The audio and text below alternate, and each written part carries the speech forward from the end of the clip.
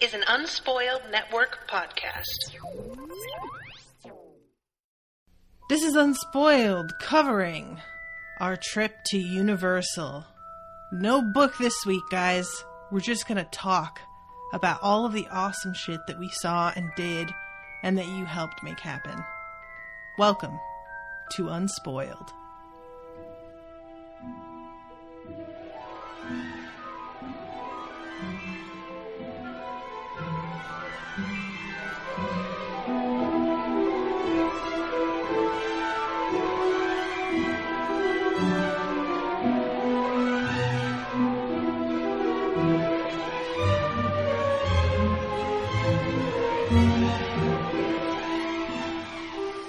Welcome to the show, everyone. I'm Natasha. I'm RoShawn. And forgive us, guys. We are both sick because God does not allow people to have fun without then balancing it out after with suffering and pain. Even Owen is sick. The universe is a cruel mistress. Yep. But, so we're both going to be sounding kind of clogged and weird, and I'm drinking lots of orange juice and hot tea while we record, so you may hear that too. But it's been, how long has it been since we came home? Today is Saturday, and we came home Sunday. God, wow, okay, so we've only been home a week. It feels like longer. To me, it feels like it flew by. Yeah. All right, so the trip really went about as well as it could possibly have gone. Like, I can't thank everybody enough. And I want to say some thank yous up front real quick. To people who contributed, especially to us being able to go. Namely, Nikki Caro, who got us the plane tickets. And Chrissy Regal, who got us the discounted park passes. And to Nate Swanson, who got us the rest of the way toward our goal at the last second. And I also want to say I had we got a special booze delivery from Sarah Bueller while we were there. Mm-hmm. And Sarah, thank you so much for that, because we ran out of champagne one night and it was a tragedy. And you had sent a bottle that just saved our butts that night, and it was just it was a lovely gesture, and really it was something that I didn't know you were allowed to do, to like get booze delivered. So thank you very much to that, and to also Sarah Rabin, who got me an external charger, and that wound up saving RoShawn's butt a couple times. That saved my ass, because my phone just would not keep a charge. And I had an external charger too, but I needed a backup to the backup. Yes. So yeah, your external charger went down real quick. Yeah, so it really came in handy. And we will talk about RoShawn's phone a little later. If we have to. But first off, thank you so much to everyone who came and saw us. We met in person a bunch of listeners that I only knew by name. Some people I hadn't even known by name before they started to talk in the trip group. But we met Mary Richter. What's up, Mary? Hey, Alexi Mary. Feller. What's up, Alexi? Elizabeth Bergskow, who brought some god-awful licorice in an effort to make me like licorice, which failed miserably, but she tried. And she also brought the really good Norse chocolate that has the like bits in it. Oh, that shit's so good. So thank you, Elizabeth. Mm-hmm. Julie Bouchard. What's up, Julie? Allie Hartley, who I only met at the very end of like the last night. And she was a doll, and I wish she had been able to hang out more. Yeah. But she gave me a homemade copy of Harry Potter Against Humanity cards, which I only looked through. I haven't gotten to play it yet, but they are delightful. And I didn't realize she was giving them to me. I thought she was showing me. But then she was like, no, you're keeping that. I was like, what? Mm-hmm. So thank you so much, Allie, for that. Sarah Rabin, who gave me the external charger, also came. And I think she was there for 2 days, or was it just the one day? Maybe it was just one day. I think it was just one day. It's kind of a blur. Yeah, it starts to blend together. Arlene Gill, who came with us to dinner at the Chocolate Emporium, which was baller. Yeah. Bree Keister, who met up with us at the Leaky Cauldron and hung out with us for part of the day. Ann Thomas, we didn't actually get to see. She planned her trip at the same time, but we just never were able to sync up. But it seemed like she had an awesome time. Yeah, so she was in the group. She shared a bunch of pictures, so it was cool. And then Maggie and Alan, co-hosts of the show, were able to show up on the last night. They didn't come to the park, but they just hung out and got to meet you and Owen for the first time, and that was really awesome. Mm-hmm. And I got to meet Maggie for the first time. I had met Alan. Yeah. But so a lot of people came out. Yeah, and Katie. Oh right, and Katie. Katie came out. That's weird because I had Katie on my little list that I wrote on my page, but I'm looking at the group in the patrons only group, and her name isn't on this one. Maybe I only put patron names. No, there she is, Katie Hanna. Yeah, she is there. Katie Hanna, and she came with her boyfriend, and we got to meet her briefly. And then Desmond and Joyce, super extra thanks to the two of them, because they came out. At first I thought we might not even see them because they were at Disney at first. And then they met up with us and generously included me and RoShawn and Owen in their Shutter Button session, which is a live session of a green screen video that you do in Wizarding World, and they put you in the universe and little vignettes. And I had really wanted to do it, but it was kind of expensive and I didn't think we'd be able to manage it. And Joyce and Desmond already had one scheduled, and it turned out you can do up to 6 people. And so she invited us to do it with her, which was super sweet, and it was the most fun. And they gave us all robes to wear, but they did not have the appropriate house robes for different sizes, which was a weird thing. They had it was the Hufflepuff robes were the smallest, and the Ravenclaw ones were the largest, which worked for me because I had to wear Ravenclaw. But Owen had to wear Gryffindor, which I think he felt some kind of way about. But yeah, I got to wear a Ravenclaw one, so I was happy. Yeah, exactly. And Owen said something to me after, and he was like, I was kind of bummed about that. I know it's stupid. And I was like, it is not stupid. I would have been a little bit pissy, to be honest. So I understand, babe. But it was just so much fun, and I'll post that video with Joyce's permission. I'm going to ask her first, but I think she'll be okay with it, so that everybody can see, because it was a really it was just a really goofy time where he's like, pretend there's a frog hopping across the screen. Pretend that there's a dragon breathing fire behind you. And you have to act it out, and then they put it all in post. I sound like an actor. Put it in post. In post. And then there was the great, the dueling that we got to do, which was awesome. And those are static photos, which you guys can see the one of me and RoShawn dueling each other that is on it's the banner page for the show. It's facebook.com/unspoiledpod. And that's the banner picture. And it came out super well. I think it really came out that well because we're both in such different positions. Mm-hmm. So it just looks really dynamic. So that was just really, really fun.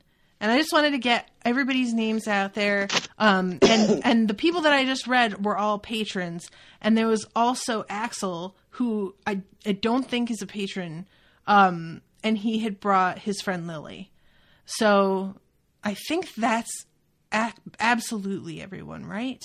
I feel like I'm forgetting somebody. I'm really sorry if I am. As we talk, I'm scrolling through all the thank you posts and just, checking out names, because the last day you guys named everybody, so But it was just really it was so funny because you and I were talking about the trip, as it came up, we were getting more and more excited.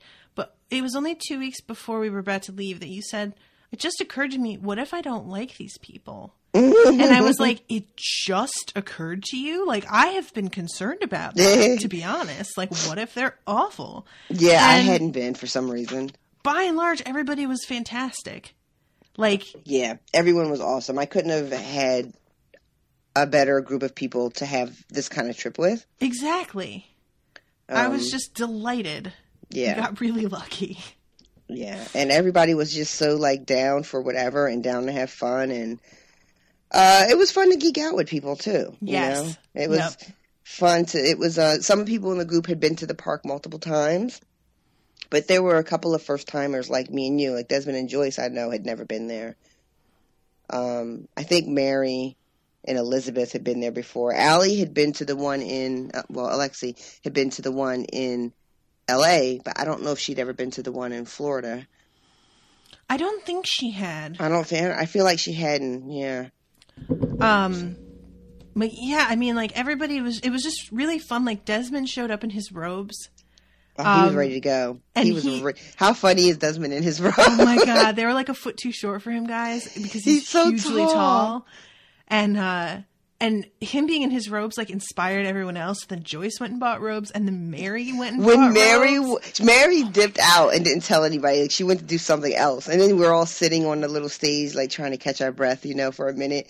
And she comes walking out. She's strutting back with her chest out, like, "Look, bitches!" Oh, it was the best. And it was like 1,000 degrees that day. It really wasn't that hot for Florida. Like honestly, it was lovely, but it was too hot for robes for me. And everybody who had one wore one. Yep.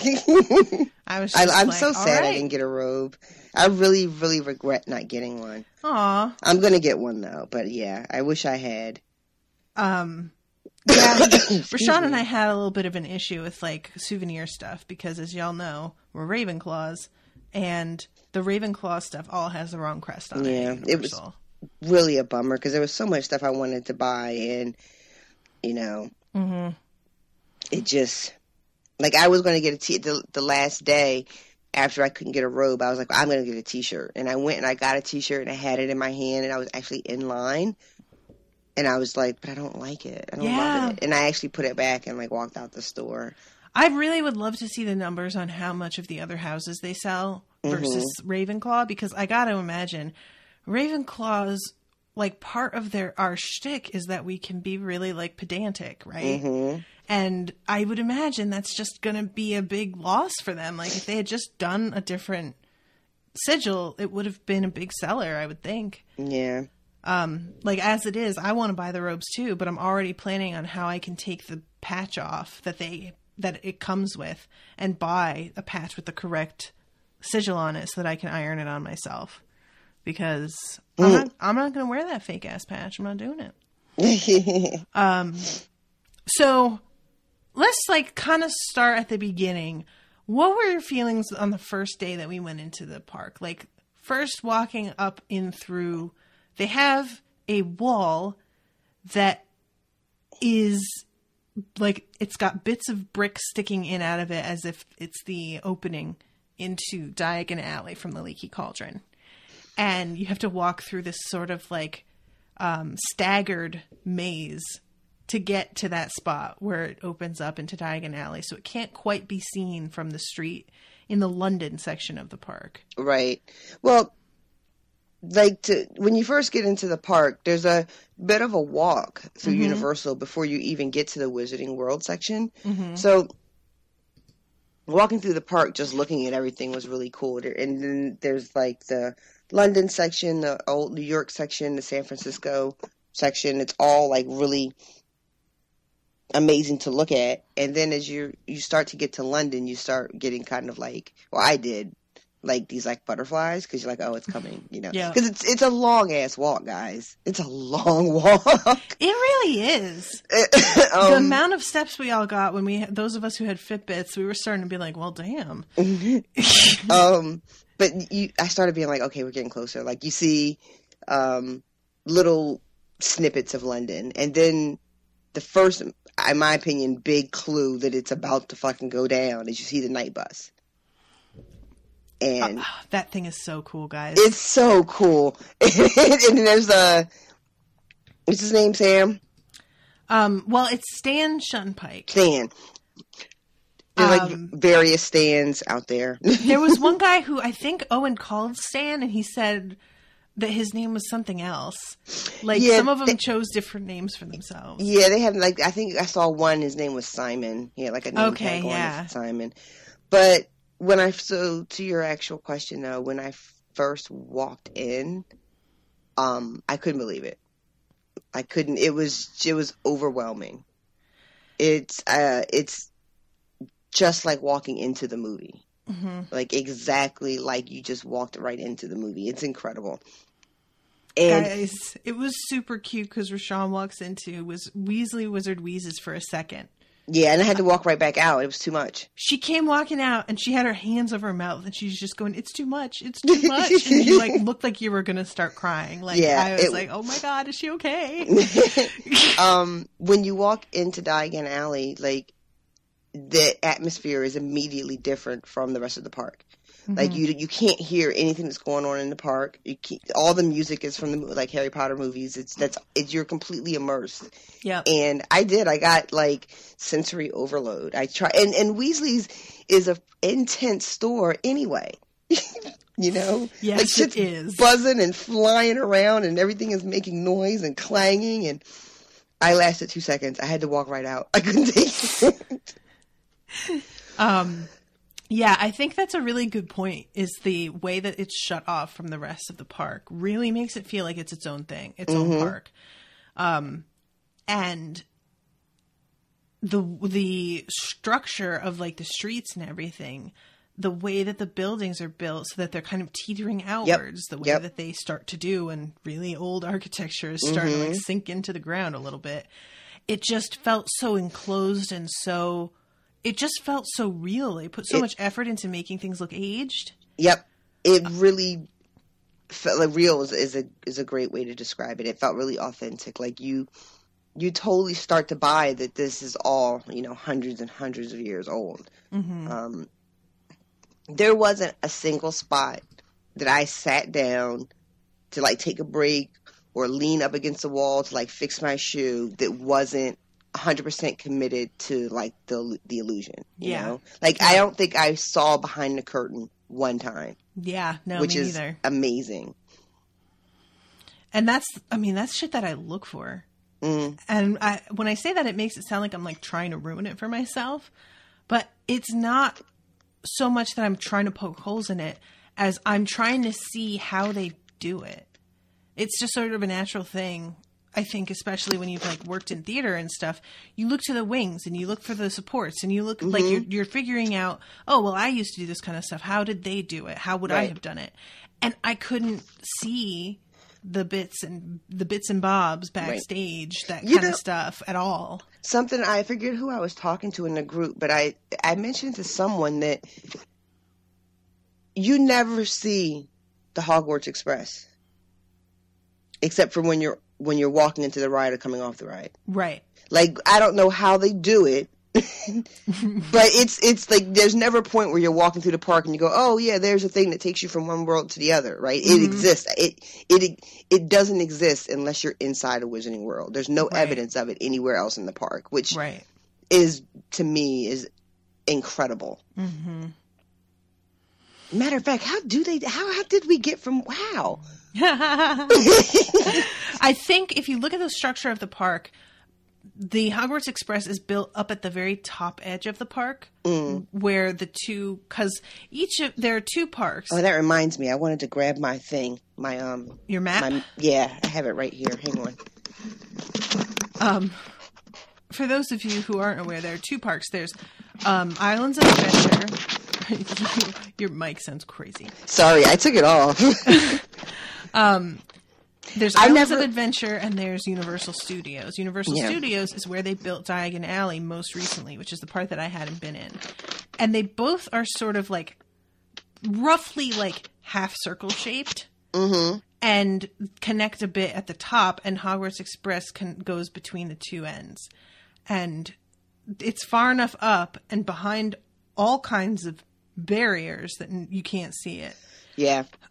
I'm curious, once they build the new ride that they stopped, the Dueling Dragons ride, if you'll be able to see it once you're up there. But I never looked at a map until I got home.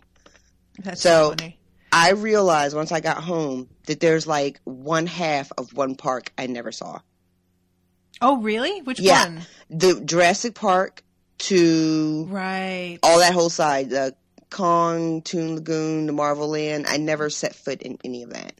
That's the part that Owen and me and Sarah and Axel went through when you left early on the final day. Okay. Because we specifically wanted to go on Jurassic Park and Kong, and then we got to the Kong ride in the hour. It was an hour wait, and I was like, I don't think so. Yeah, I didn't know this existed until I got home and looked at a map, and then like the next day, somebody posted a picture of the Mystery Machine from Scooby Doo, and I was heartbroken because I fucking love me some Scooby Doo, and I did not know that was an option for me.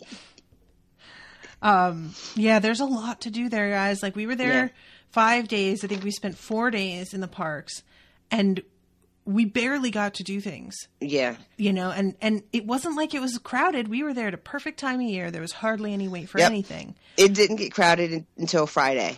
Yeah. And even that wasn't bad. Saturday was probably the most crowded of the whole trip. And even that wasn't terrible. No, not until the end of the day, like the beginning of Saturday. And I heard that when it came to...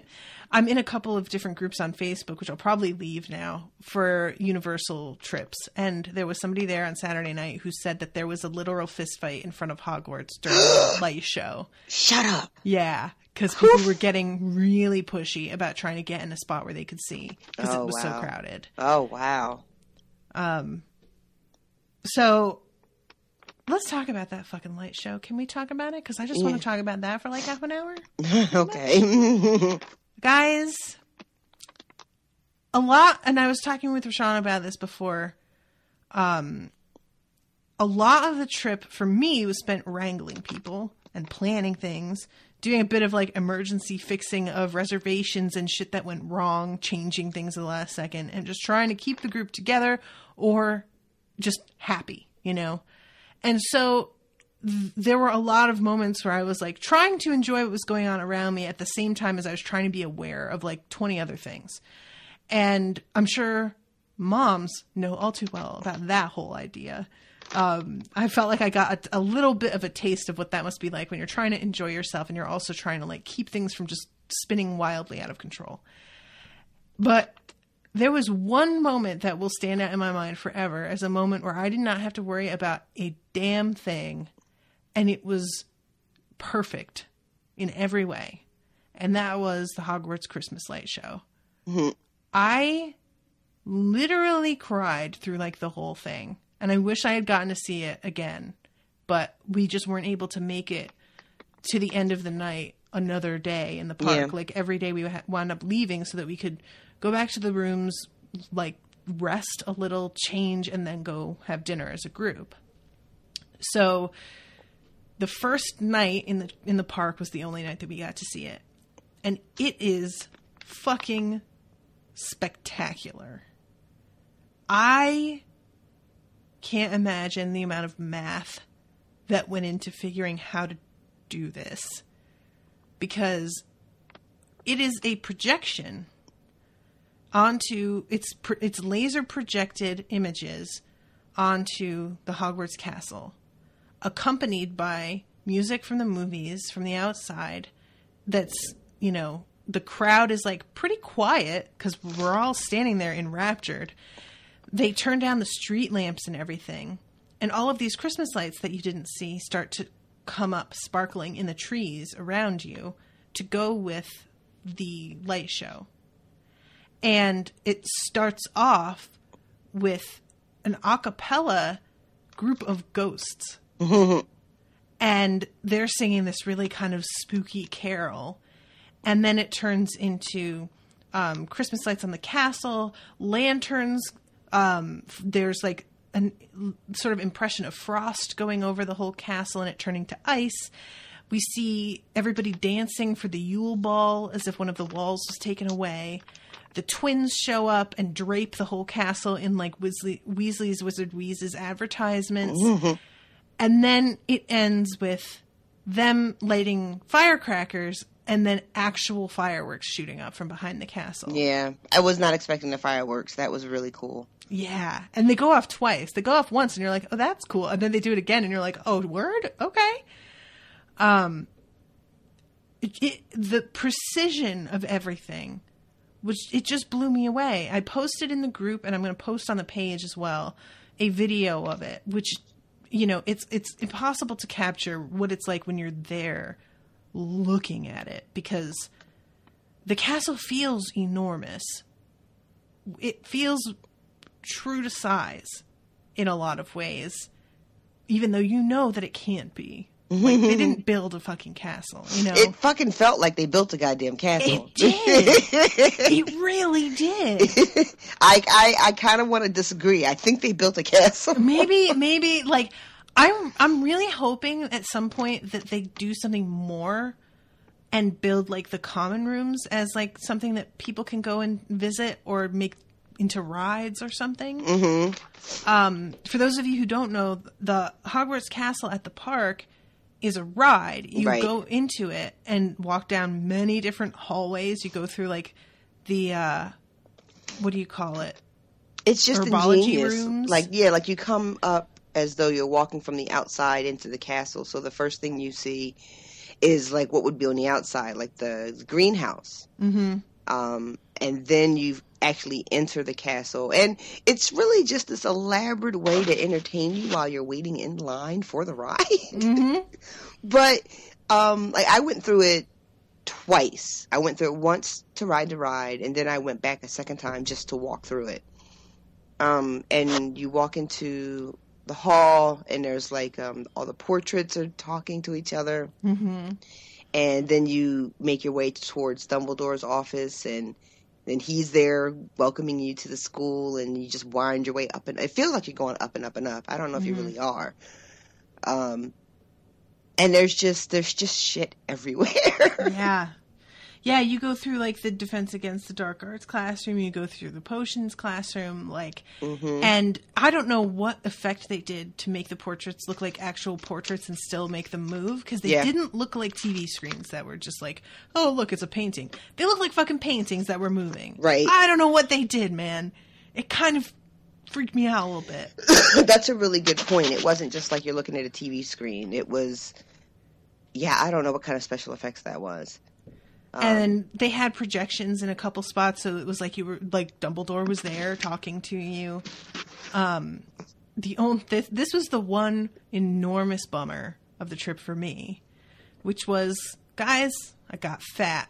And I've been fat, but I got fatter, and I couldn't fit on the Forbidden Journey ride, which is my favorite ride I've ever been on. It which was I've said really before. Cool. I wasn't planning on really riding anything. The only two things I rode were the 2 Harry Potter rides.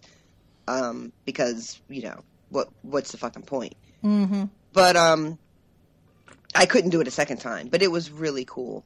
I'm sorry you didn't get to ride it.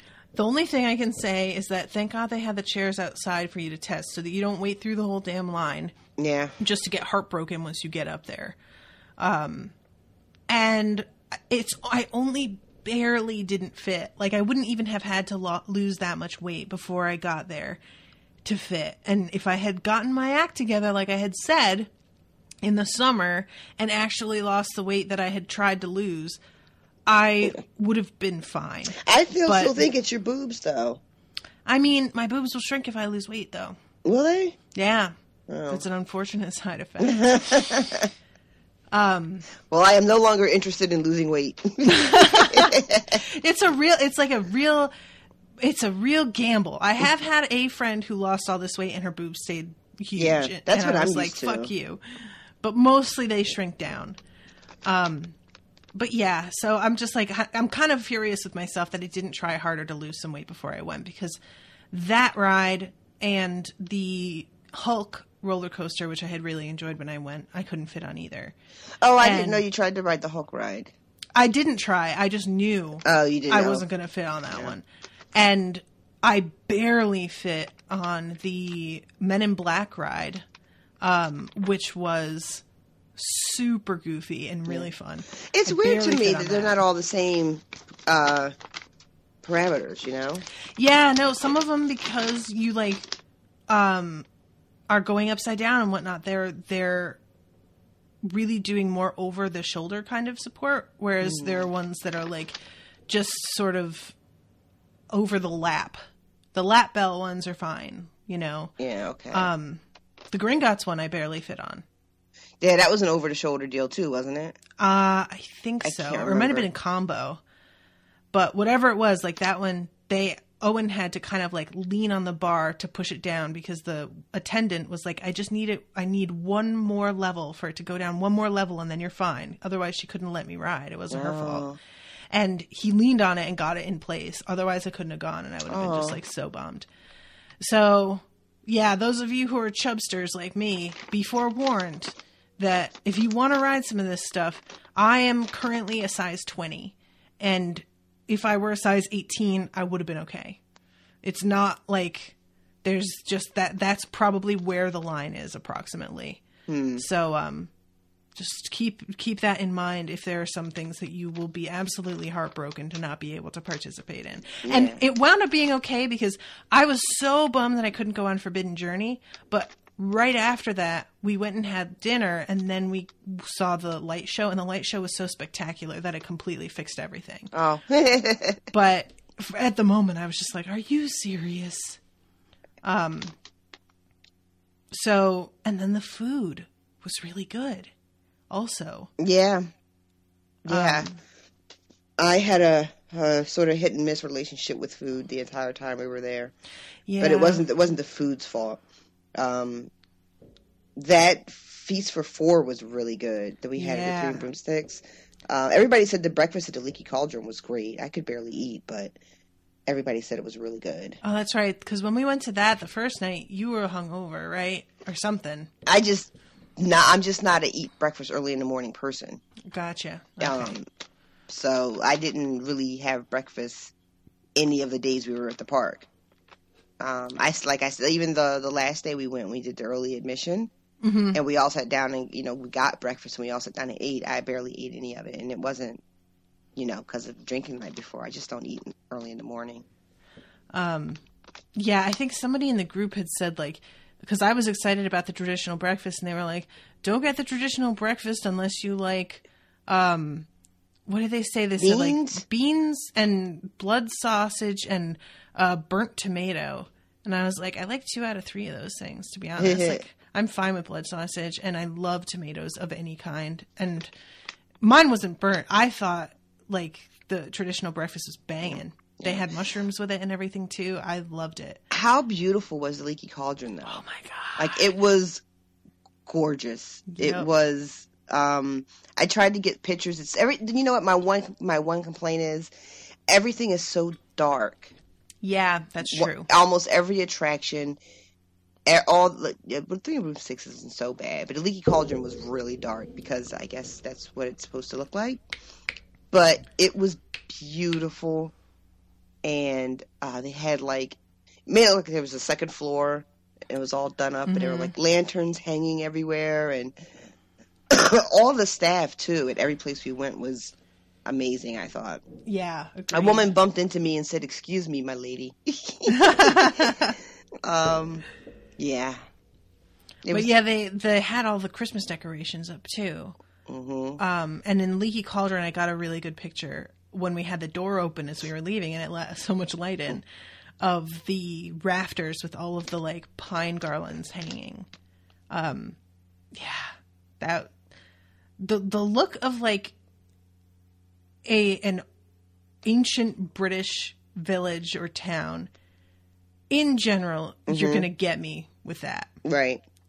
Put Christmas decorations on top of that, and really good Christmas decorations, like gorgeous garlands with pine cones and oranges and berries, and like it was so perfectly done. It was like heartbreaking. I kept stopping and being like, I have to take another picture. I took 7 of this already, but I just feel compelled to take an 8th one. I have to take an 8th one. Oh my God, I took so many pictures of the decorations. And Hogsmeade once the sun went down. Hogsmeade was gorgeous. Oh my God. Because it was much more of a village as opposed to Diagon Alley, which is much like a market shopping sort of experience. Though I have to say, for Diagon Alley, even the shops that you couldn't go into that were just storefronts, like everyone was had something going on that you had to like stop walking and go over and like look in the window at. Right. You know, just like there's so much attention paid to detail. Mm-hmm. It's really it's staggering. Yeah, what was the first one that we saw? I think was the oh my God, what's his name? Gilroy Lockhart's books for sale. Oh my God. And it had the box set so that like it spelled his name across all the books. Yep. Excuse me. And then it had him like waving from the back of his book. And just so good. I didn't use a card for anything. Oh, I did everything in cash. But anytime you wanted to sign for a purchase, you had to use like a quill pen. Mm-hmm. Like, yep. It's stupid, but I love it so much. And they'd be like, sign here for the ministry. Yes, every single guys. one. Yeah, that was great. So many little touches like that. They had I'm sorry, I gotta move my wire around the mic. It's gonna sound terrible. The phone booth, when you first enter London town before you get to Diagon Alley, you can go in and call the ministry, and I totally did that shit. And you get like a little recording telling you that the transport or whatever to the ministry is currently out of service. Mm-hmm. But still, come on. It could have just been a photo op, you know. It could have just been a cool thing to take a picture of, but it was something you could actually walk in. And like when you're walking in towards Diagon Alley, they have Grimmauld Place. Yes. Just like the facade of it. And it's gorgeous, of course it is, because everything is. And we saw it on the first day. And then one of the days when I went by myself, and I just, I was leaving, so I was walking back past it, and I saw little kids banging on the door. And I was like, oh, that's so adorable. They think that, someone lives there. And then I realized people were staring up. And what it is if you bang on the door and you wait a few minutes, creature comes and looks out the curtains, guys. But there's no like sign to tell you. I just happened to see people doing it and stop to be like, hey, what's going on here? Otherwise, I would have totally missed it. I said as a joke at one point that we should go online because apparently there's all kinds of little hidden gems like that. Yeah. To go online and see what else there was, but the whole week was, crazy. I just never got around to doing it. But if I ever go back, I'm totally doing that because they must have a million things like that just hidden. Yeah, that's like I completely forgot about that Grimmauld Place one. Did you take a picture of Grimmauld Place? Mm-hmm. Okay, good, because I'm gonna need that picture from you because I totally forgot to take one, and I wish I had. Yeah, I love that whole setup of walking into London before you actually get to Diagon Alley. Yeah. And then when you get on Hogwarts Express and you have to go through King's Cross Station, I just love the commitment to the bit, too. I have to say that. Yeah. Like, every employee just, I know they have to. I know it's their job, But, like, every employee just completely selling it. Mm-hmm. I loved it so much. Yeah, I mean, there was somebody, when we were in line at Ollivander's, because that was the first thing I wanted to do after we ate breakfast was go get wands. Oh, that was great. We were waiting in line. There was nobody in front of us. And the gentleman who managed the line, I was talking about you and said, she just read the books. And he goes, what books? And I was like, right. Like I had forgotten that was part of the gimmick. It was like, what? This is who we are. What do you mean? Yeah, Ollivander's in Diagon Alley. Like, again, just to reiterate, guys, I had been to Hogsmeade before Diagon Alley was built. Hogsmeade is in the Islands of Adventure section of the park. And I almost shit my pants over Hogsmeade because I was just in love with how it looked. There was Ollivander's. There was the Hogwarts ride, which was great. And, getting to eat at the 3 broomsticks and everything. I fucking loved it. Diagon Alley is 6 times the size in terms of what you can do. Mm-hmm. There's just so much more. So much of Hogsmeade are just storefronts that aren't real stores that you can't go into. They're just displays. Mm-hmm. And I don't think I remembered that because when we went back to Hogsmeade the first day, I was like, oh, you can't go in any of these. Like I got spoiled. Yeah. Because Diagon Alley is just insane, the amount of stuff to do. And the Ollivanders in Diagon Alley is like 3 times the size of the one in Hogsmeade. And it's just unbelievable. Yeah. Do they have, because I didn't go in Ollivanders and Hogsmeade, do they have the whole wand thing? Yeah. We go to walk in, and it's a small room they lead you into for the, getting your wand selected. So only a couple people can go in at a time. And it's, again, really fucking dark. Yeah, it is. But they have a guy in there, and they pick somebody from the crowd. And he picked Bree, right? Yeah, they did. Bree got so lucky. I was so jelly. And, you go through the whole pick, he's selecting the wand for her and having her do spells, and they don't work. It was the best. Why don't you tell everybody about your wand? Oh, guys. So I had picked a wand before the trip. I had decided I was going to get a Luna wand because it just felt right to me. And I'd seen it and thought it was really pretty. And after the wand selection sort of performance, then they usher you into the store where you can actually buy your wand, which is really cool too, because one is hundreds and hundreds of wands that are really there to buy, but then above it, every inch is built so it looks like there's even more, and they're just all like tilted and like they're going to topple over at any second. Yes. And it's kind of a tight fit. And, yeah, it is. And so we figure out what the deal is, and there's 2 kinds of wands. There's an interactive and then there's the standard one. And you find your wand. I find Luna, and I'm so excited. And I open up the box, and there was just nothing. Like, yeah. I felt nothing, and I picked it out. I picked it up and held it in my hand, and I was kind of like sad, because for a second I was like, well, maybe because this is the first day at the park, and it's still pretty early because all we did was eat breakfast, and then we went right to the wands. And for a second I was like, well, maybe I'm not going to have the connection to this experience that I thought I was going to have. So then they have a case with wands on display, but they're not labeled. And I'm just looking at them, and I see one, and it looks really good. And I find a clerk, and I ask whose wand it is, and it's fucking Snape's wand. And I am disgusted with myself. But I go, and I pull the wand out, and I find it, on the shelf, and I open the box, and I got an honest-to-God chill. Like, I got chills. And fell in love with it immediately. So I have Snape's wand, and it's the best wand that ever wanded anywhere. Yeah. I love it so much. Yeah. Oh, that makes me so happy. Yeah. Honest-to-God chills I got. I couldn't believe it. Yep. I love it so much, too. I'm mad that I can't, just, it's just sitting now. Like, it should be in my hand doing cool stuff. I almost took it to work. Oh, my God. Yeah, I'm going to try and build a little thing for mine and I'll send the picture that I saw to you.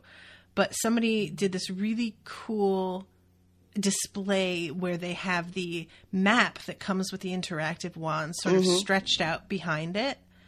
And then the wand is sitting on its tip in a little holder in front of the map. And it's the tip is in a little groove that they drilled into the Ollivander's box.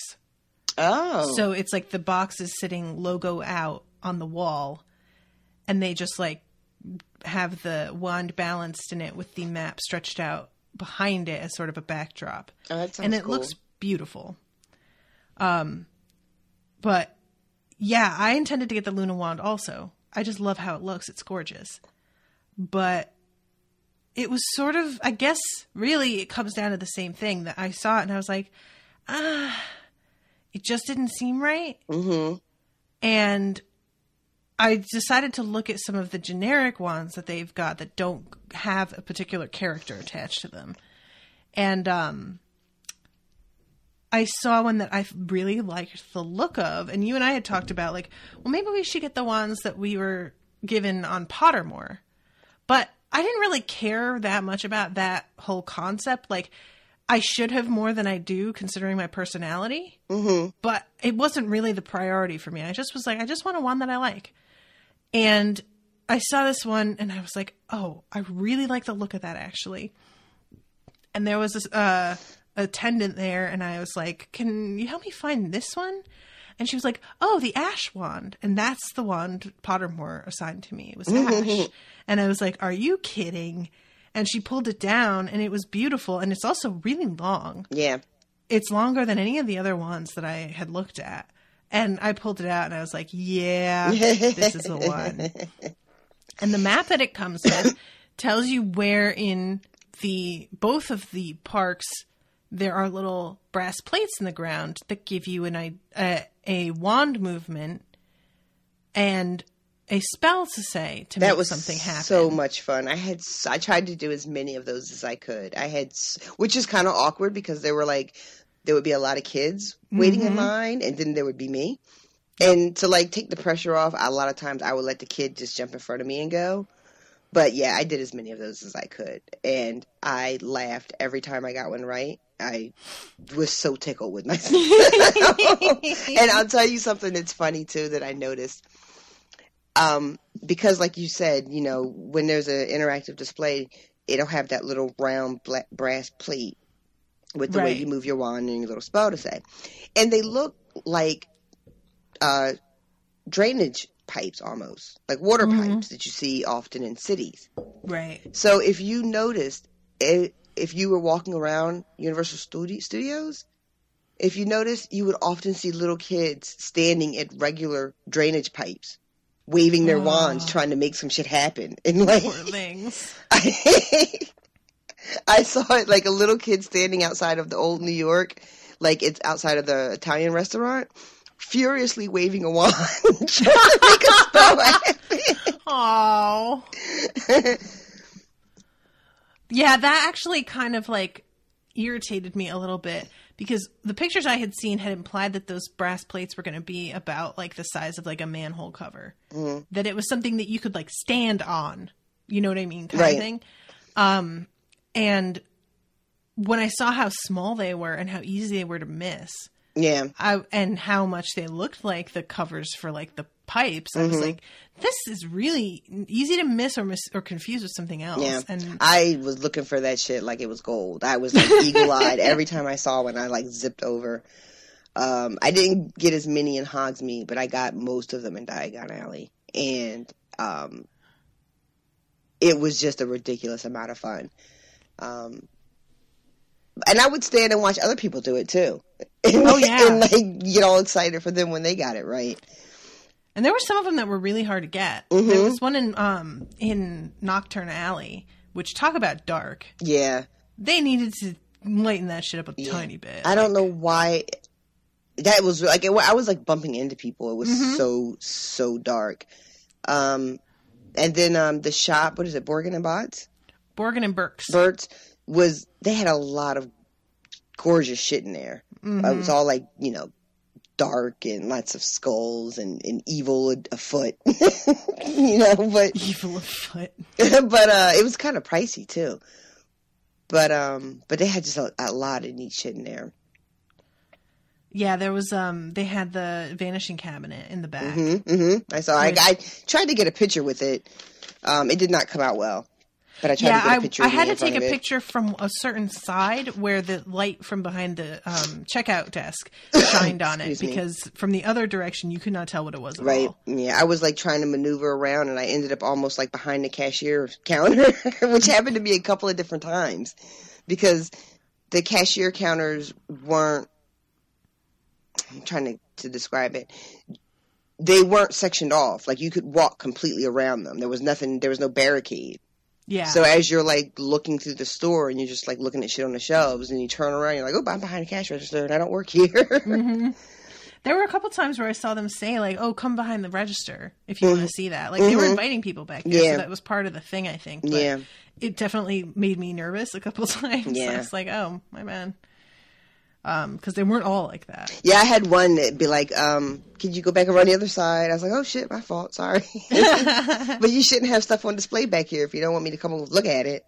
Yeah, like in Madame Malkin's, they had all of these sweaters that I really wanted to look at that I couldn't. I would have had to go through and I just thought that was kind of a weird thing because Madame Malkin's had a whole section at the back half of the store that was just a display case of stuff that I don't think was really for sale. Yeah, I had a conversation back and forth with someone about that, and someone insisted that that stuff was for sale. I don't know how though, because even the price tags looked like they weren't like modern price tags you would scan at the register. But someone was like, no, you can buy, any of this stuff. So I don't know about all that. Yeah, I just was like, why don't you just put the sweaters that I want to see that are back there up in the back part of the store and move all the stuff I can't buy to behind the register? But maybe people steal sweaters. I don't know. It's like a weird thing, but sure. Speaking of stealing. Oh my God, that's right. I forgot you said that. Yeah, I kept walking out of stores with shit in my hand without paying for it, but totally by accident. And I had to keep running back and putting stuff back. But I had so much, like I was picking, my wand was in my hand and my bag and my phone. And then you would pick something up in a store to look at it. And then nothing had price tags on it. So you carry it around trying to find somebody. So to tell you the price, and then I would look up and everybody would be outside of the store, so I'd run out to find out where you were going, and I'd have all this shit in my hand. I kept thinking somebody was going to come out and tackle me, like they're watching me on the video screen down in like the command center.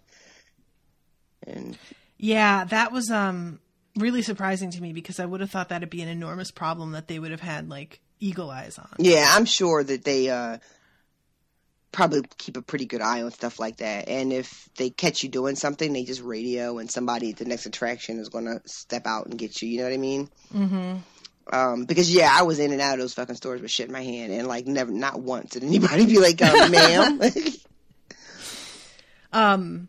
So what was your favorite ride? What did you think of the Gringotts ride in comparison? Yeah,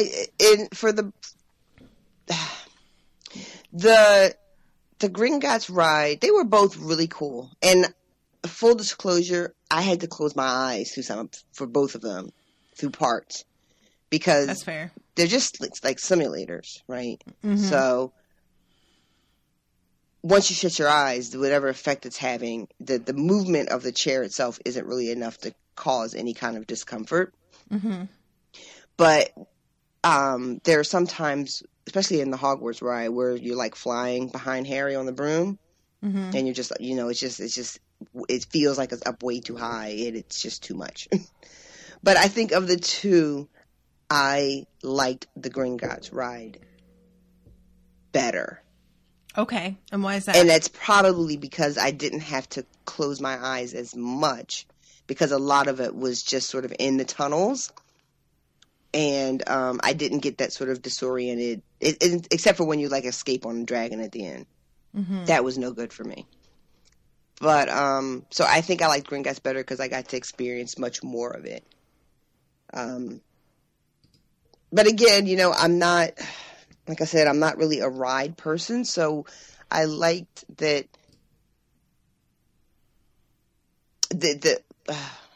at one part on Gringotts, Voldemort comes out and Bellatrix is with him, and then that Gringotts is the 3D one, which those goggles are ridiculous, and I totally should have kept a pair. I should have kept a pair.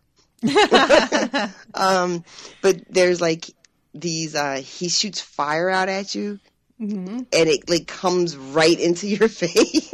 Oh my God, there were a couple moments that I legit flinched away. Yeah, I did too, and I screamed a couple times. I'm not proud of it. I definitely screamed. I screamed on that one, and I screamed on the Simpsons ride because they simulate you going down a roller coaster at one point, and it felt for real to me. No, thank you. No, thank you. I screamed like a little bitch. But yeah, I like Gringotts. I enjoyed. I don't know what I really expected, but I think I had expected it to be before I joined these groups and found out that it wasn't a regular roller coaster, that's really what I thought it was going to be. Was mostly a roller coaster based on the design of the carts. Right. You know. And then I saw somebody commenting that it wasn't like that and that it was more of a simulator. And I was like, oh, well, I don't know, like, simulating what? Like, I didn't get the whole, you know, gimmick with it. But then once I was on it, I was just so impressed with the effects and how real it felt. Yeah. Like, there's a point where Bellatrix casts a spell on you and it looks like it's fucking coming in. Yeah. Like, what? Even like when you're getting ready for the ride and they put you in that elevator, which I'm not 100% sure even really moved. Was that all just a trick? The elevator went down one floor. Okay. It felt like 5.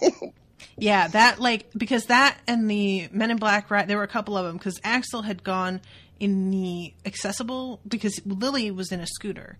So I think she went through the accessible area and he missed that part of the ride when you go through the regular way. And he kept saying, like, that didn't go, because it makes it look like you went down, like, 40 floors. Mm-hmm. And he was like, "That you just went down one floor." And I was like, "Yeah, like all of them that you take an elevator, they're all faking how far you're going, and it's really easy to fake." It turns out it is, right? Yeah, like your senses are so easily manipulated. It's insane.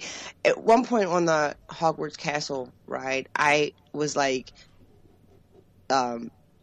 you know you're not really moving, right, RoShawn? Like it feels like you're doing a lot of movement, but you're really not. Just settle down. Because your brain really does, it's so easily tricked. Yeah. Yeah, it was, I'm trying to think, there was another one that did that it was like an elevator and you weren't actually going anywhere. Of course, there's like the famous ones in Disney because they have the Tower of Terror. No, I've never done that. Did you ride the what was the other one? Was it Terminator? Did you ride that? No. Was there a Terminator ride? I wish I had ridden that. No, not Terminator. I'm an asshole. Transformers. Oh, no. I heard that's a good one, but I didn't get a chance to do that one. I was thinking that might be one that would have the elevator deal. Did you ride that Jimmy Fallon ride? No. Girl, what is that about? Listen. Why does he have a ride? I'm just not here for Jimmy Fallon most days. I don't understand it. And I know it wasn't that interesting, but I could not stop talking about it. Every time I would pass it, I would go, why does he have a ride? Every time. I just I couldn't wrap my brain around it. Like David Letterman doesn't have a ride. No. It just does not make sense to me. And whoever wrote it said that it was just like, first of all, they said it was really stupid, but it was like 10 minutes, it felt like, of just sitting in the audience of his show, watching him do like a monologue or whatever. And it just his stupid face and his high voice. Yeah, I don't get it. I don't understand it. I don't know who signed off on that. A lot of the groups that I'm in for like mentioned specifically how not worth it that ride was in particular. They said like waiting for the ride in line was mostly fine because you're like there's a band and stuff like I guess it's simulated, I don't know. But the waiting for it was way more fun than the actual ride was. Yeah. Well, that's not a ringing endorsement. No. Yeah, there's a couple, though, that I really wish that I had gotten to go on. The Transformers one is one that I'm just curious about. I wasn't, like, aching to go on it, but I had heard that it was a really good ride. And the Kong one, I was just really curious about. I thought that was an actual roller coaster. Was that another simulator? I don't know. I really don't. Like, it might be just a roller coaster, but I kept hearing that it was a really good one. Oh. So, and I saw the movie, like the Kong Skull Island that came out last summer, which was fun. It was a dumb movie, but it was fun. One of the rare times where what's his face just did not do it for me, though. The guy who plays Loki, Tom Hiddleston. He's like the leading man in that. And I don't even think I realized he was even in that movie. Yeah, he's like the guy, the dude who like tries to get them all out of it, and is, you know, and he was just not really right for that role, I didn't think. But anyway, what else? So I want to tell everybody about everything. Yeah, I mean, there's a lot. Like, one of my favorite parts, I mean, okay, so we have to talk about the dragon on top of Gringotts. Oh, right. This thing was amazing. I mean, first of all, just to look at it structurally, it was just astounding that something like that could just be sitting on top of a building like that. It was so well done. Like, at one point, like, looking closely at it, you realize that, like, it's got the broken chains around the neck and around the ankles, and, like, the skin is kind of torn away because the goblins treated it terribly. And it roars, and then it breathes actual fucking fire. Like, real fire. Real fire. Yeah, I think Axel said that he looked it up and it was like 4,000 degrees. Yeah. I mean, like, just, it was, I don't even have the words for it, guys. Like, I watched that thing breathe fire like 7 times. And once I got the rhythm of it down and could tell when it was happening, I would, like, run back to it just so I could see it again. And then, when you walk into the Gringotts ride, it's like you're going into the bank, and there's, like, how many do you think it was? How many? Like 8? Like, yeah, about 4 on each side, maybe, or 5 on each side. So. And they're all at their little desk with their quills and their glasses on their nose, making their marks in their ledgers. They look real as hell, guys. And some of them are talking to you, and then finally you get to the main guy, and he wants your key or whatever. Oh, it was crazy good. Gringotts looked so cool inside. It did. And there's a spot, like, halfway where you stop and get your picture taken, which was really smart to, like, break up the line, the wait. Like I said, we didn't have to wait long. Yeah, I missed that completely. But you didn't get your picture taken? What? I didn't see it. I don't remember seeing any of that at all. That's why when I just saw the picture that Joyce posted in the chat, that must be the spot, because he's, like, right above them. But yeah, I don't remember seeing that at all. I was also in the middle of a panic attack, though. It started happening the closer we got to the ride, so I might have been distracted. That's right, because you were really starting to freak out about whether you wanted to do it or not. Because I kept getting conflicting information. Like, 2 separate occasions when I went off to smoke by myself and found, like, smoking areas, I ran into 2 different groups of people and talking about rides and stuff. And both times, one person in the group would go, "Oh, it's nothing." And then another person would go, "Oh, no, I don't like it. It was, So I kept getting all this conflicting information. And then as we were standing in line, one of the goblins says something like, something really cheesy. Like, we can't be held responsible for how terrifying this is. Or, something dumb. And I believed the fuck out of it. I was like, oh my God, they won't be held responsible. Oh, I remember that now, actually, when you said, when that was the moment where you started to be like, oh, I don't know. Yeah. Oh, it was almost like you were, like, it was a cue, and you were put in the audience to, like, fuck with everybody a little bit. Yeah. Like you were a paid laugher, except you were a paid, like, panicker. I was not feeling it. It was like, this is a bad decision. How do I get out of here? How do I get out?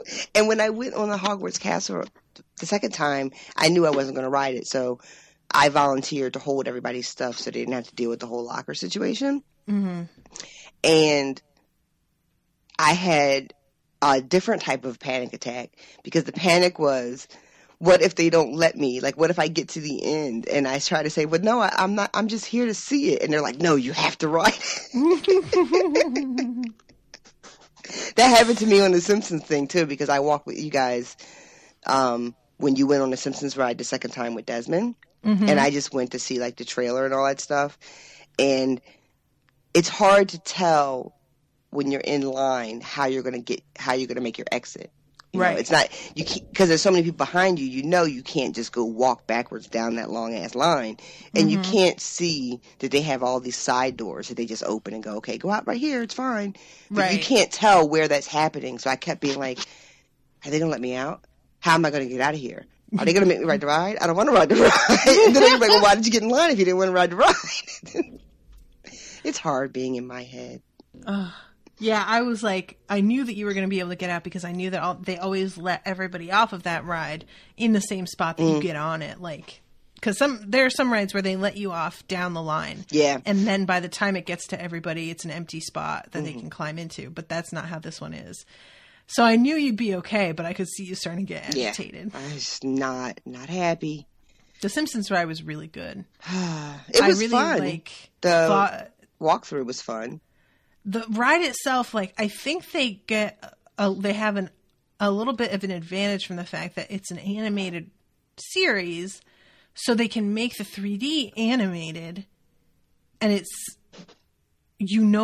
that's what you're getting. Right, it meets your expectations.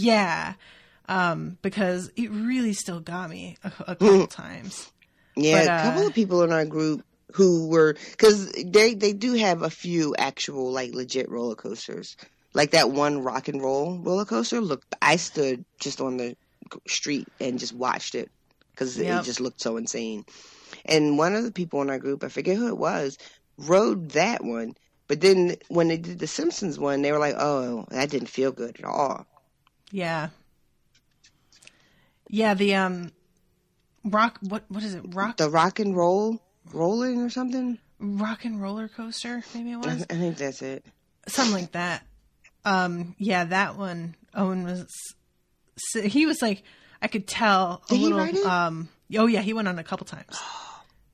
Him and Desmond went on it on the second day that I was in there with them, and I went and waited. I was like, I'll make it over. Because like I like roller coasters, and I even like some of the ones that are crazy. Because as much as I get scared of heights, when I know I'm safe. Mm-hmm. It's okay. Like, I enjoy just screaming my head off. But I wasn't sure about fitting on that one in the first place. And then it was so extreme. It really was. It was just... Everything was huge. And it's a different... Like, there's those ones like the Superman ride or the Doctor Doom, I think it was, where you go... It's just like basically a bunch of seats around a pole. And you go straight up. And then you come straight back down again. Do you know what those rides I'm talking about? And those are different because you're sitting staring out. And those give me the heebie-jeebies and I'll scream my ass off. But I'm facing out. That one, you're facing straight fucking down. Yeah. No, thank you. Yeah, nope. You're perpendicular to the ground. Like, no. So... that was not going to happen. So yeah, I sat by the Christmas tree and watched the weird body stocking candy canes on stilts walking around. Listen, I didn't see a candy cane on stilts, but at one point, where the fuck were we? I guess we were in the Lost Continent somewhere because there were like these guys dressed like pharaohs on stilts. Oh, and yeah, that's that shit right. freaked me out. They were real weird looking. They looked angry. They were like big insects. It must have been near the Mummy ride. That makes sense. Maybe that's where it was. I don't know where they came from, but it was unpleasant. And you're right. They looked like giant bugs. The Mummy ride was also really good. Was it? On that one. Yeah. You know really cool. what one of my favorite moments of the trip was? Because it was so stupid and unexpected. Actually, it's two, and they're tied together. Okay. One was the fucking Sultan fountain. Oh my God. I enjoyed that so much. So, me and Mary, but some of my best adventures happened as I was on my way trying to find a place that I was allowed to smoke. Me and Mary go to, she's got a map, and she's like, there's a place you can smoke, right around here. So you guys all like hang back, and her and I go smoke. And we hear all this weird like patter. This weird talk. I'm like, what is that? And then we go smoke in a place that wasn't a smoking section because her and I just listened to strangers. They were like, you can smoke here. We were like, okay. You couldn't smoke there. But on the way back, we realized that it was a fountain that talked called the Sultan. And he's just like, chit-chatting with the crowd. He's got banter. He's quick. And we had so much fun. We went and made all you guys come back and see the fountain. And then he told us about the Sinbad extravaganza. Oh my God. He was so funny, you guys. He was quick. He was so quick. And I went back to the fountain each day, and it was a different guy every time. None of them were as good as that first guy. Damn it. Yeah. Yeah, So he sent us to the Sinbad Extravaganza. I love to because he was like, "You should go. He's so handsome," and it turned out he wasn't wrong. He really Sinbad wasn't. was fine as hell, but oh my God, it was something. It really was something. You know what was made? It was made more something by the guy in the audience. Oh my God, you guys! There was this man in the audience, and he was crying. He was laughing so hard, and the jokes were not that funny.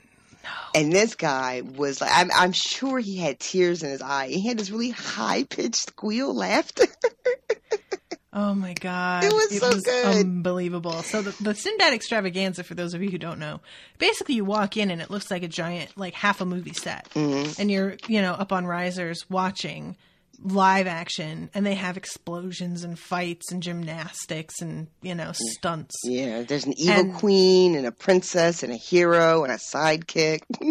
And the sidekick is like, first of all, Sinbad was black. The sidekick was white. His name was Kebab. Kebab. His name was Kebab. I love it. It was so good. And he was terrible, making bad jokes. Terrible jokes. And yeah, the jokes were like, "This is Sparta." And at one point there was like a ball on a chain, and he like straddled it and sang, "I came in like a wrecking ball." And like, yeah, the guy in the audience. Oh my God. Like that kind of laughter. Funny. That literally made the actors at one point stop and turn and look at him and go, "Wow, somebody's really really liking that one." Like that guy was having the time of his fucking life. Of his life. It was I was just honored to be a part of it. Oh my God. It was so good. And it was the first time in our trip that we got to say huzzah, but it would not be the last. Because we also went to medieval times. You said huzzah so much at medieval times. It is my favorite word. And I never get to say it. Like, I type it a lot on Facebook, but I never get to say it out loud. And then somebody was like, "RoShawn, you can say huzzah as much as you want this week." And I said, "Well, I will, damn it." Oh my God. And I think the only person that enjoyed huzzah as much or more than me was Owen. Because Owen is about that huzzah life, too. Oh, yeah. You and Owen, guys. Oh. Owen and RoShawn had never actually met in person. And when they met, I may as well have just left. Like, we went out to breakfast, and they just sat there by turns quoting The Simpsons or making fun of me. We didn't really make fun of you. You did, and it was fine. You did. Oh, we kept saying, "See, this is what I need in my life. I need backup." See? That's what I mean. Because you both kept making fun of how I need things just so. Oh, my God. Which I do. I admit. But yeah, they got off like gangbusters. I knew I was going to love Owen, and I did. And it was the best. And he shared a cigar with me, and it was wonderful. And it was just, Oh yeah, did you like that cigar? It was. Because you hadn't been sure about that. Yeah, it was really, he picked out a really nice, like, light one. So, it wasn't very strong. It was very smokable. And it didn't like make me nauseous, which is a lot of times cigars they'll make me nauseous and give me a headache just to smell them sometimes. But yeah, he picked. He told me what it was, but I don't remember. But it was a really good choice. It was what I would call a very thoughtful choice for somebody he knows that doesn't really smoke them. You know what I mean? Good boy. Yeah, he is a good boy. He is a good boy. I like him. But Medieval Times was amazing. Axel, that was a fantastic suggestion. Yeah, thank you, Axel. Yeah. Axel was the one who was like, "Hey, that's nearby." I was like, I did not know that. Yeah, I didn't know I needed him in my life. And we got really discounted tickets because of Black Friday. Mm-hmm. So everybody was able to come. I don't think we could have done it. Yeah. And how good was the food? The food was banging. I feel like we had one bad meal our whole trip, and it was at the hotel. At the hotel, yeah. Yeah. That food at Medieval Times was so fucking good, and I was really surprised because I thought it was going to kind of be garbage. because I don't think of it as a place being known for the food, you know? You go for the spectacle. But the food was amazing. I got super invested in our night. Like, wildly invested. And our night won. He won the night. It was so much fucking fun. Oh my God. He came up into the audience after he won to, like, you know, give a random person a flower and a sash, and I don't even know what that ceremony is supposed to mean. But it was a woman he was choosing to be the queen of love and beauty. Okay. Like whoever wins gets to crown a queen of love and beauty. Well, she was so honestly shocked and tickled and surprised at watching her face. It was kind of a bummer because it looked like he was coming towards me, but then he stopped. So it was sad for a minute, but then her face, she just had so much joy on her face. It was really, oh my God, it was so cute. It was really sweet to watch.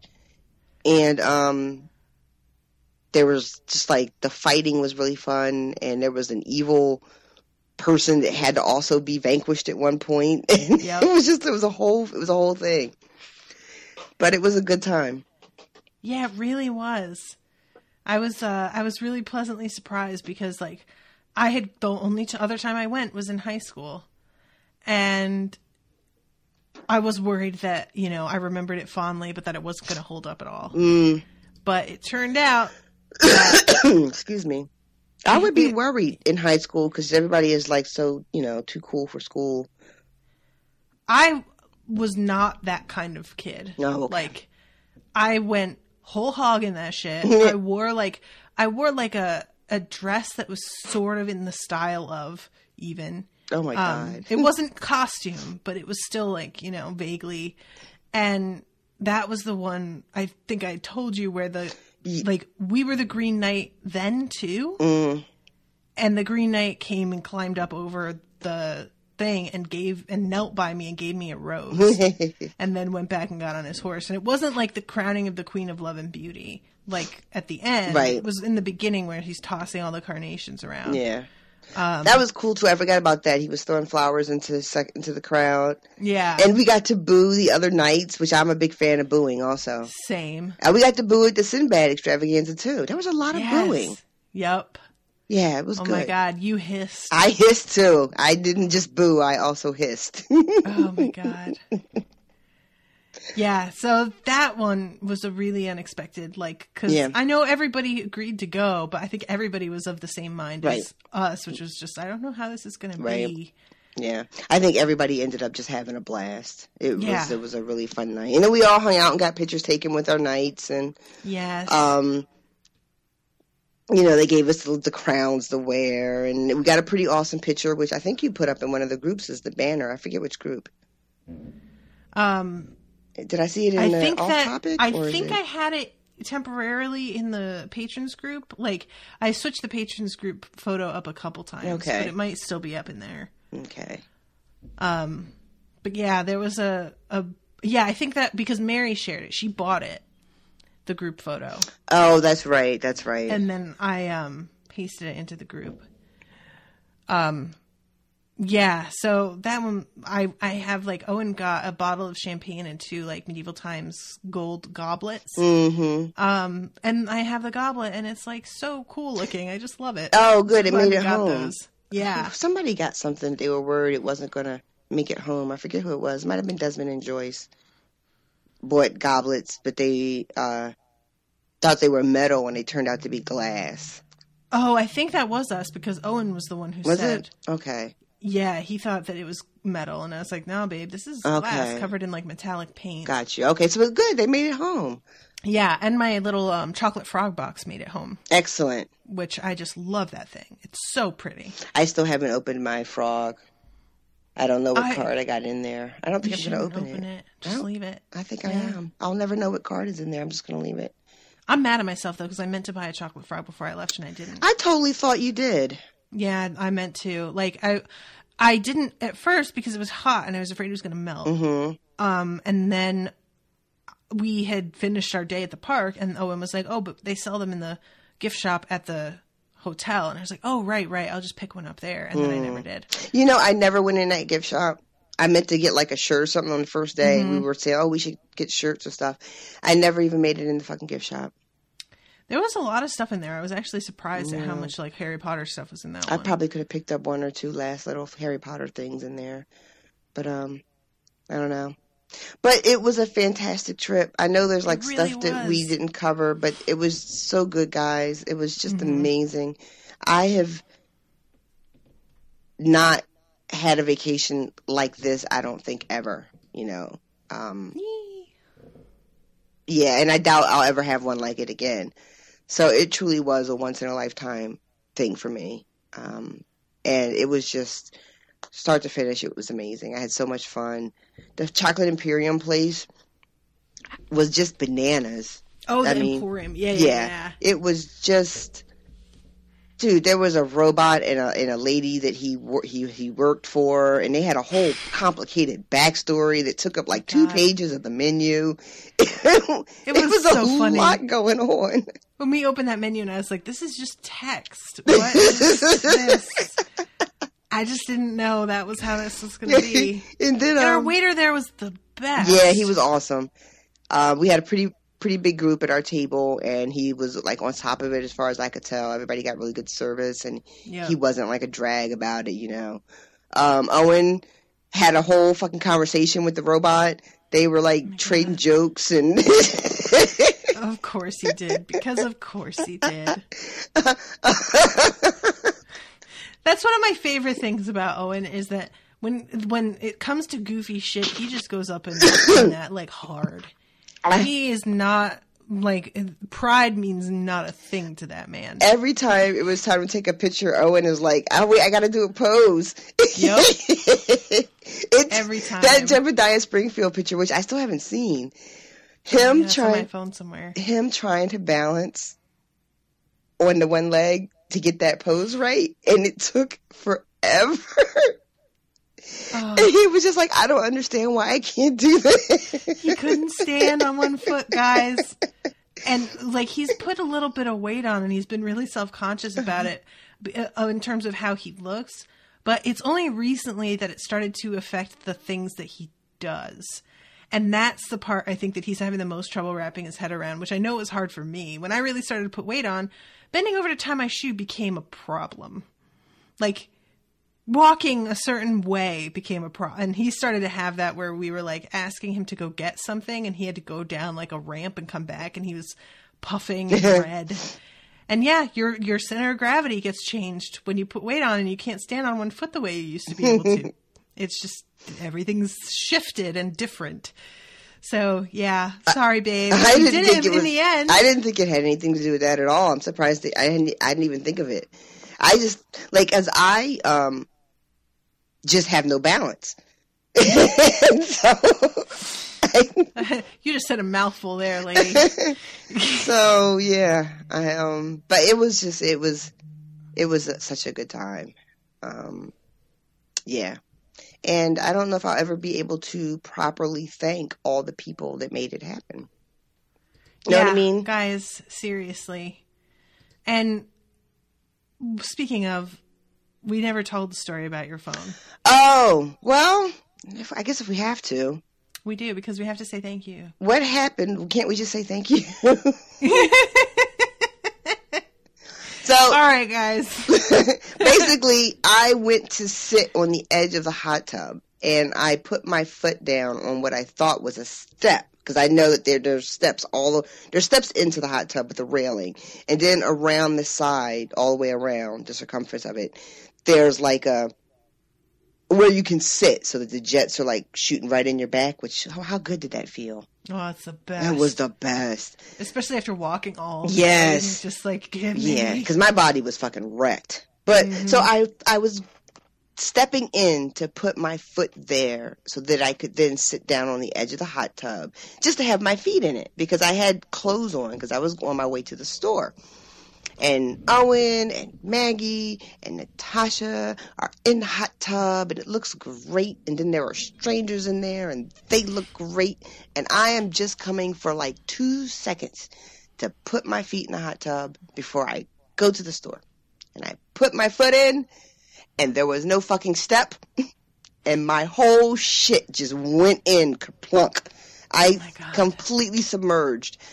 Phone, cigarettes, debit card, hotel key, me, glasses, fully clothed. Hair, everything completely in, 100% under the water, like sunk and then like buoyed back up. It was terrible. Admitting this right now, I burst out laughing. Well, of course, who wouldn't? Because I was just like, holy shit, what? But it then was I like saw a cartoon. Her head go under, and I was like, oh no. Yeah. And I didn't even know she had her phone in her hand. Yeah, I had everything, because again, just wanted to put my feet in. Oh my God. Yeah, it was pretty fucking terrible. And my phone was trashed, right? Yeah. And I was really bummed because I was like, I can't believe that the last day of the trip, this is what's going to fucking happen. Mm-hmm. But I just said, fuck it. I'm going to go out and have a good time tonight. Yep. Because it was too good of a trip not to let that ruin it. And I did not know that Natasha immediately went to the group and was like, hey guys, this terrible thing just happened. This terrible, funny, horrible, tragic thing just happened. And then people were even more generous than I could imagine, because people then donated to help offset the cost of me to replace my phone. Mm-hmm. And then out of nowhere, like a fucking superstar, Megan Lawrence, I believe? Walsh. Megan Walsh. Yes. Says, hey guys, I have this old iPhone 6. I could totally send you that. And she totally did. And it's amazing. She sent it. She sent me a message saying, oh, I just sent it today. And you got that shit the next day. Yeah. I couldn't believe how fast that came. Yeah, and she insured it too, just to be on the safe side. So maybe she sent to Express and insured it. But yeah, she fucking totally saved my ass. And I can't even believe that, one, that it happened, because it wasn't like that was my first time in that hot tub. I just don't know what happened. And guys, I was stone cold sober. Yeah, I think that's the most insulting part. Yeah. Right? I had a drink in my hand that Owen made me that I hadn't even had a chance to drink yet. Yep. And it also went into the hot tub with me, so I had to dump it out. Yeah, it just was just one of those things that happen to me all the time. And thank you, because a couple people, including Maggie, donated. I'm going to go look this up right now, actually. And just so y'all know where that money is going, since RoShawn got the phone replaced, we're going to get her a fucking life-proof case. Yeah, so next time I'm near a hot tub. Yeah, so that won't, she won't lose her phone again with this. And also the rest of the money after the case is going to go towards paying the fee that RoShawn is going to need to pay to switch phones, because her carrier likes to dick her over a little bit. So thank you to Allison Vane, Leela Moses, Carola Paredes Mayor, Michelle Webb, Maggie, Megan Radick, Ann Thomas, hi Ann, Haley McJunkin, Ashley Peterson, and Neam Carroll, all for donating. Some of you towards the trip, some of you towards RoShawn's phone. Thank you so much, guys.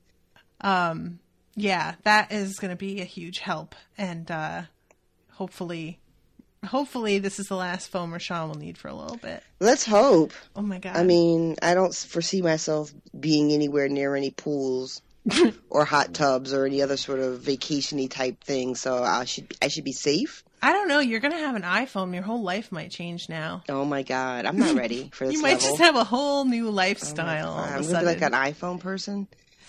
iPhone privilege. Oh my God. I'm going to have to start looking down on people for other things. Yes. I mean, I'm comfortable looking down on them for the things I currently use to look down on people, like, taste in music. But this is a whole other level. I will teach you. Fear not. All right, everybody. Well, with that, I think we can wrap this one up. I hope you liked hearing about our trip, and thank you all, seriously. Yeah. I've said it a million times, but I cannot emphasize enough how much this would never have happened. Really. I mean, it's I know we're wrapping up, so I won't do a whole long thing, but honest to God, never would have happened without you guys. Never would have happened if you hadn't had the idea to like even try to make this a thing. That's true. Which, you know, I really was reticent about and also refused to let myself get excited about until like the last week. Because I just kept thinking, you know, it's just never going to happen. Things like this don't happen, you know. Yeah, that's something I was thinking about the other day, of just like how I just decided, oh no, we're going to make this a thing, and just fucking like bullheaded my way to make it pretty much be that's a thing. Kind of what happened. This seems to be my approach to life in general. It's just like, no, I've decided. So. Well, yeah, you know, it's funny. I was talking to my brother about the trip and telling him about, you know, what happened with the listeners supporting us. And he said something to me like, yeah, I think about stuff like that, but I just never believe I can do it. And I said, well, yeah, I'm the same way. It wouldn't have happened if Natasha hadn't believed she could do it. Like, if it had been in my lap, we never would have went. I would have been like, nope, no one's going to fucking help us go on vacation. That is ludicrous. What are you even talking about? That's something that I really realized when I was with Brendan, and I was like telling him, you know, like this whole using Patreon. I had suggested this before Patreon was its own thing. I think there was another service that Patreon wound up buying out. And I told him, like, I bet people, and he was like, people aren't going to pay for this. He like poo-pooed the idea out of hand and wouldn't even like give it a shot. It was just not even, he just didn't buy it, you know? And it's a hard thing to believe, one, you know. My thinking is, though, even if you don't believe it, what's the harm in trying? Well, that's the other thing. It's just like, you may as well, because you're going to be just sitting there otherwise. Like, the time is going to pass anyway, in the amount of time that it takes to build something like this up. And if you're going to keep producing what you're producing anyway, because you just enjoy doing it, you may as well see what happens. Yeah. You know? Well, you have a lot of that may as well spirit.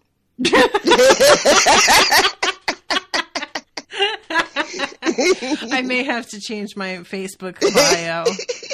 Has a lot of that may as well spirit. It's so sort of like it's sort of a backhanded compliment where it's not like you have a can-do attitude. You're just kind of like, well, I guess why not? Like, it's much more passive, sort of like, I'm there anyway, I guess. Well, sure. But yeah, right. Yeah, I really, guys, seriously, this was something else. Yeah.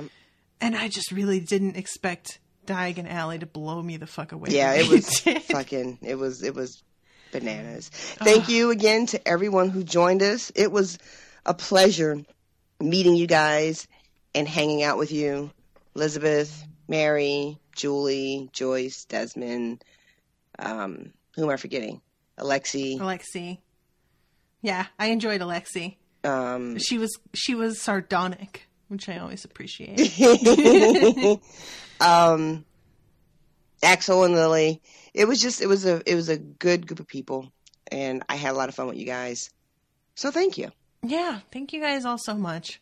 And if we forgot to mention you, I'm super sorry, but I think we got everybody, at least on the first round. So, yeah, you know who you are, you know. All right, well, kids. We're gonna wrap it up next week. I think is it next week? It's the last Azkaban chapters. Are we that far?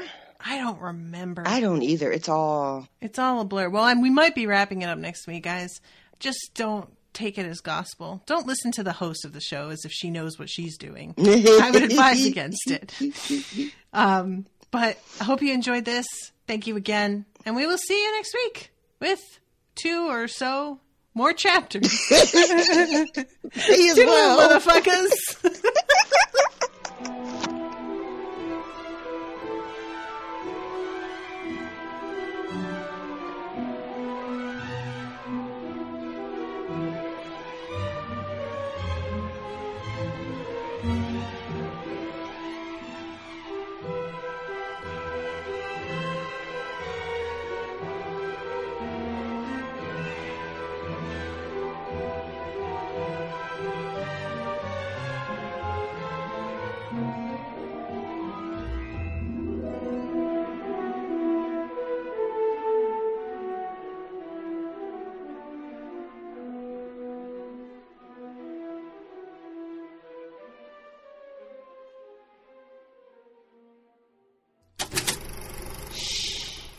was an Unspoiled Network podcast.